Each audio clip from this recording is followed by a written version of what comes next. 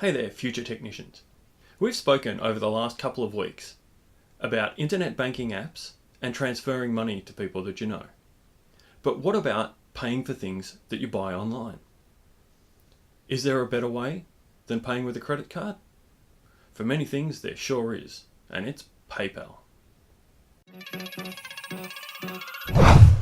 Some of the founders of PayPal include people you may have heard of, like Elon Musk, famous for Tesla, SpaceX, and the Boring Company, and Peter Thiel, who was an early investor in Facebook and made it into the Social Network movie, amongst other people. The company was founded in the late 90s and then bought in 2002 by eBay for $1.5 billion US, but became an independent company again in 2014. It currently has a market capitalization of over $100 billion US, all of which is to say that it's a large, reputable, and well-backed company. PayPal is a payment option on many sites on the internet and a trusted name. But why should I use PayPal? I use PayPal for two main reasons. It's convenient and it helps protect me and my information. If I'm given the option to pay for an online transaction with PayPal or a credit card, I'll choose PayPal. And the reason is this. If the site that I buy off turns out to be dodgy, PayPal will likely be quite quick to refund me. But also, that site doesn't have my credit card information. It just has my PayPal address, which isn't going to help it at all. So it can't attempt another dodgy transaction. While banks tend to be great with disputed transactions on credit cards, if the card has to be cancelled, any other organisation that uses that card for a subscription or repeating transaction has to be notified of the new card details.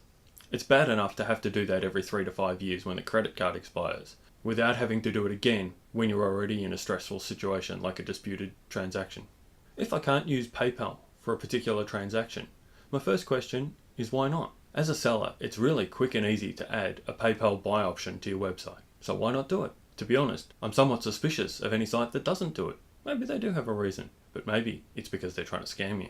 Sometimes that's enough, and I'll go and look to see if I can find the same or similar product on another site that does offer PayPal. Other options include a prepaid debit or credit card or a separate low-limit card just for online purchases. Signing up for a PayPal account is easy. All you do is go to paypal.com and select sign up for either a personal or a business account. For a personal account, you need to choose your region, then enter your legal first name, middle name, and legal last name. Then add an email address, create a password, and then confirm that password. There's an option for One Touch which just remembers you on the device that you're on. On the next screen, you'll be asked to enter your date of birth, address details, and a mobile number. They need all of this information because it's basically a bank account, which allows you to store and transfer funds. Once you agree and confirm, you'll get an email to confirm they are your details, and a text to confirm the mobile number, and then you'll be ready to go. The final step is to add a bank account or credit card to your PayPal account. That way, any purchases you make, you can select from either of those accounts to pay for your purchase. It really is very simple, safe, and secure.